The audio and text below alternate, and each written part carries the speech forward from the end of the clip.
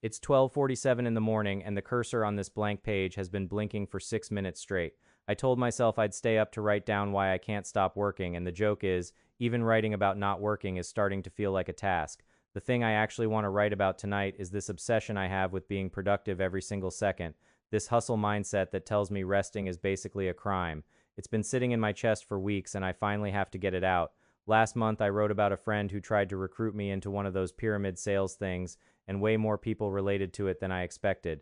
That entry is still the one people bring up most, which tells me I'm not the only one circling this stuff. What stuck with me from that conversation is the language she used. Work hard enough and you'll be free. Hustle now, rest later. It's this shiny girl boss version of success where effort alone unlocks everything, like tiredness is the only fee. That mindset isn't just an MLM thing, though. It's basically the American dream with better branding. The whole idea that if you work hard enough, freedom and success are just waiting for you, that upward climb where nobody stays stuck if they try hard enough. I grew up believing that completely, no questions asked. The actual definition is that freedom includes the chance at prosperity and moving up in society, earned through effort in a place with real opportunity. Nice in theory, but statistically, for most people, it just doesn't play out that way. Most of us will not out-earn the family we were born into, no matter how many hours we put in. There's a word for the system we think we're in. Meritocracy, where success is supposed to come from talent and effort instead of who your parents are or what you were born with. It sounds fair on paper, except we're not actually living in one, not really, and some part of me has always known that and worked hard anyway. Here's the part I don't say out loud very often. I don't think I'm working this hard for the money anymore. I think I'm working this hard to prove something to myself, that I'm not lazy, that I deserve to take up space. I checked my email 9 times before breakfast today. 9. You know the accounts I mean. Some guy standing in front of a garage, a car he definitely leased, telling you knowledge is the real wealth. Motivational quotes stamped over pictures of lions, always lions, like ambition only counts if it roars. I used to screenshot these and set them as my lock screen. I'm almost embarrassed to admit that. The accounts always pair those quotes with someone's rags to riches story. Some guy who slept in his car and now owns 3 of them. Started with nothing, now here. It's the same story every time, just a different face, and it works on me every single time even though I know exactly what it's doing. I get why it works, honestly. The job market feels like sand right now, like nothing is solid enough to build a life on. So the idea that I could just build something myself, be my own safety net, that's not a scam pitch to me, that's a life raft. Which is exactly why it's so easy to reach for. None of these accounts ever say get a stable job and be content. It's always you weren't made to be ordinary, you weren't built to punch a clock for somebody else's dream. Escape the rat race, never settle. And some nights that message lands so hard I forget that ordinary was actually working fine for a lot of people, myself included. Okay, this is the part I keep avoiding writing down. It's not that these accounts sell a business plan, most of them barely talk about how to actually run one. What they're really selling is a mindset, a feeling, the idea that if I just believe hard enough, work hungry enough, the money follows. That's not strategy, that's a fairy tale with a ring light. It's interesting who gets sold what version of this. The pyramid sales stuff, the one my friend fell into, that's aimed almost entirely at women. The rise and grind, 10-car garage version, that's aimed almost entirely at men. Same core lie, dressed in 2 completely different outfits depending on who's supposed to be buying it. And I'll be honest, the girl boss language annoys me more than it used to. Boss babe, boss energy. Like women only get to feel powerful if we're handed a cute nickname for it. I don't need a nickname to run something. I just need people to stop being surprised when I do it well. The men's version isn't cute at all, it's loud. Some guy screaming at a camera about how your excuses are why you're broke, how sleep is for the weak, how somebody out there is working while you're resting so you'd better get up. I watched one of those at 2 in the morning once and it actually worked on me for about a week. Which is really the whole point I'm circling. Underneath all of this, the accounts, the lions, the girl boss branding, it's the same root problem. Workaholism, just wearing better lighting. Strip away the aesthetic and it's the exact same belief, that your worth is measured in hours logged, and rest has to be earned like it's a reward instead of a basic human need. I've done it too, the bragging. Someone asks how work is and I say something like, exhausted, 60 hours this week, barely slept, like it's a badge instead of a warning sign. And the messed up part is people nod like I said something impressive instead of something a little bit alarming. Nobody ever tells you to slow down. We treat exhaustion like proof of potential. If someone is dedicating their entire existence to work, we assume it must be leading somewhere, that they must be on the edge of something huge. Nobody wants to consider the alternative, that a person can pour everything they have into work for decades and still end up with nothing to show for it. I saw a post last week from someone bragging about working on their own birthday because a client wanted a project delivered twice as fast, do not disturb sign right in the photo, like he was announcing a religious event instead of a Tuesday. 600 people liked it, 600 people looked at that and thought, goals.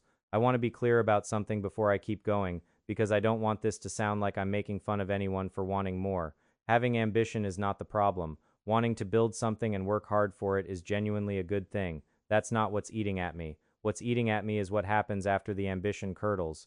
Here's where it curdles. Somewhere between wanting to build a good life and needing to prove I deserve one, productivity stopped being a tool and became the whole point. I'm not working towards something specific anymore half the time. I'm just working so I don't have to sit still with whatever's underneath all of it. I almost didn't write the next part down, honestly, because it's not really about the hustle bros at all anymore. It's about everyone. My coworkers, my roommate, me.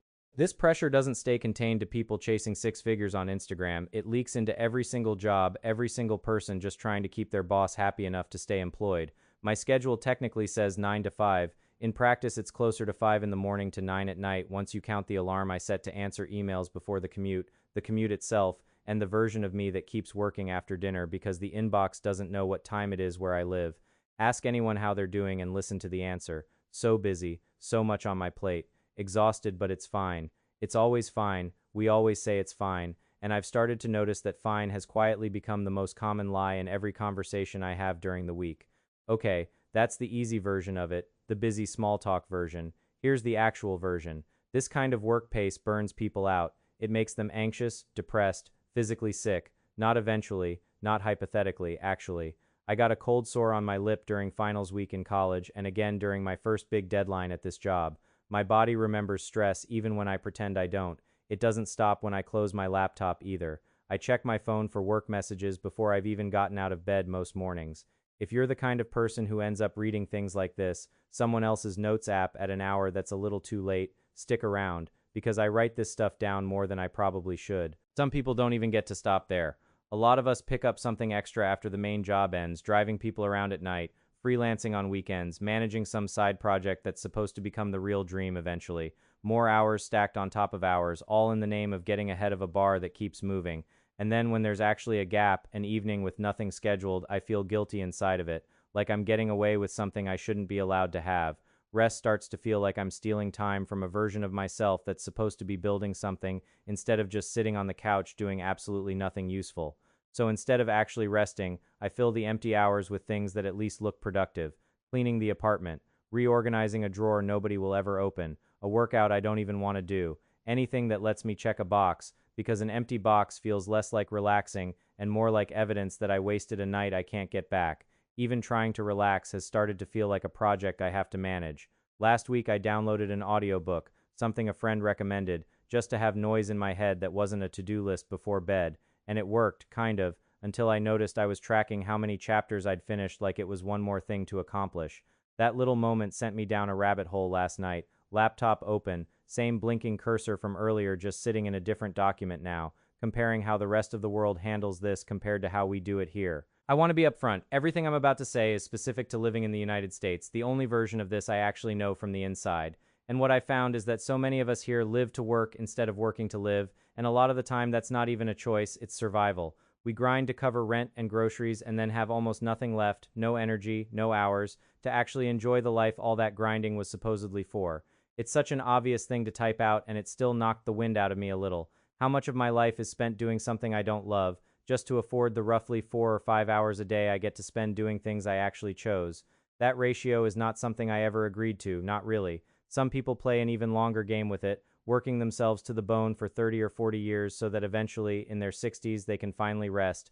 30 years of tired mornings and skipped weekends, traded for a stretch of freedom at the very end that isn't even guaranteed to arrive healthy enough to enjoy it, and it gets even harder to sit with when I think about parents doing this, working so hard to pay for a life that their own kids are growing up mostly without them in it. There's something brutal about loving people enough to sacrifice everything for them and having so little actual time left over to just sit in a room together. Some people are doing all of this across 2 or even 3 jobs, 60, 70, 80 hours a week total, and still not getting the security that one stable full-time job is supposed to come with.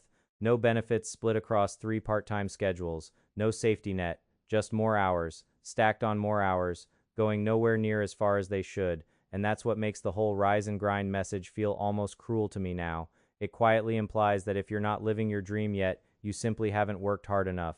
Tell that to someone clocking 70 hours a week just to keep the lights on. Tell them they're not trying hard enough.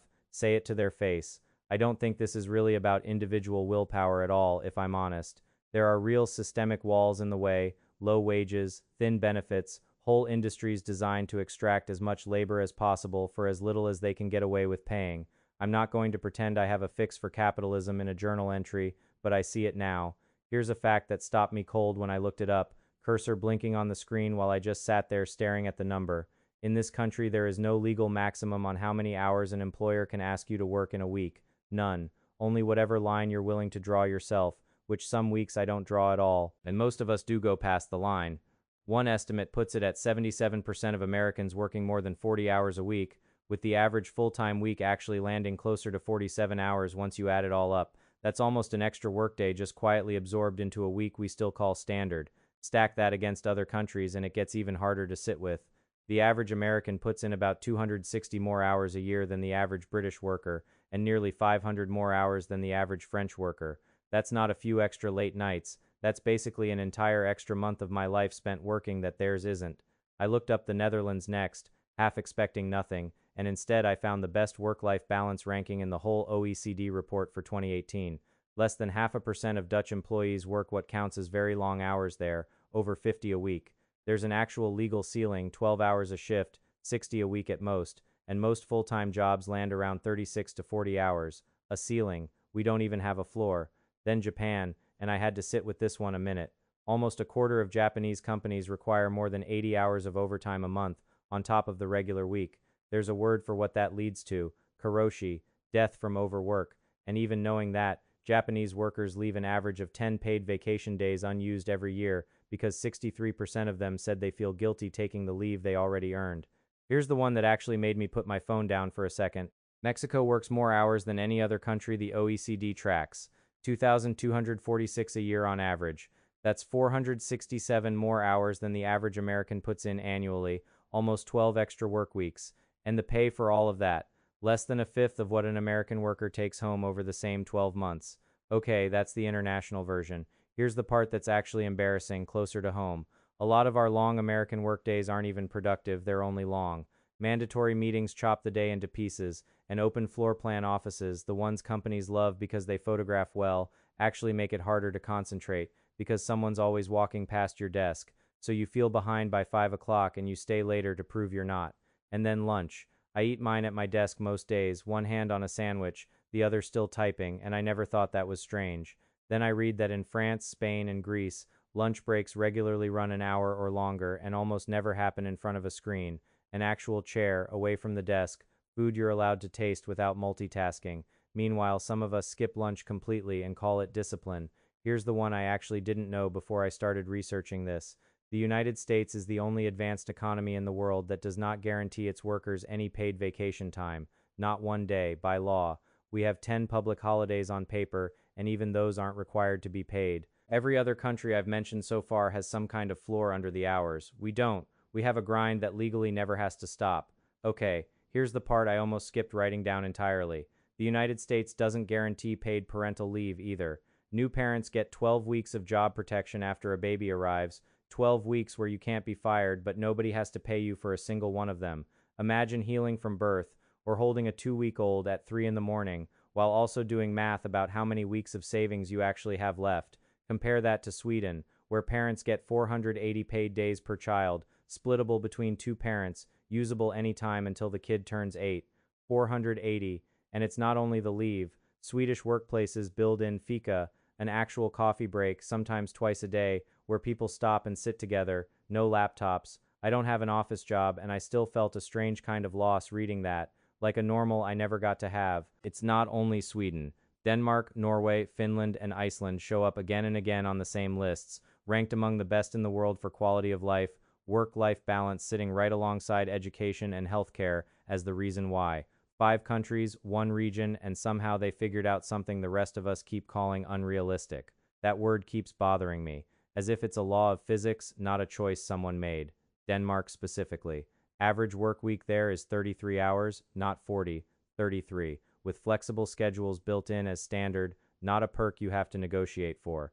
Every worker has a legal right to at least 5 weeks of paid vacation a year. 5 weeks. I did the math on my own vacation days recently and I actually laughed out loud, alone, in my apartment, because the number was so small it felt like a typo. France actually wrote this into law, something they call the right to disconnect, which lets employees legally negotiate when they're available after work ends, and refuse to answer emails outside that window without consequence. Volkswagen went even further on their own. Their servers stop routing email to employee accounts between 6:15 in the evening and 7 the next morning, and when someone's on holiday, the emails coming in for them get deleted automatically, so nothing's waiting when they get back. There's a state researchers call flow, hours of uninterrupted focus where you sink into the work instead of skimming its surface, and you cannot reach it if you're interrupted every 20 minutes by a meeting or a notification. Companies that tried 6-hour workdays at full pay found people got more done in those 6 hours than in 8 distracted ones. Meanwhile, the average employee checks email 74 times a day. We've built entire careers out of never finishing one single thought. We touch our phones 2,617 times a day, on average. I looked that up twice because I didn't believe it, and then I thought about how many of those touches were mine tonight, checking messages instead of finishing this.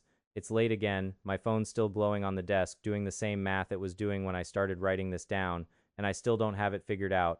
I only know I'm allowed to put it down without earning that first.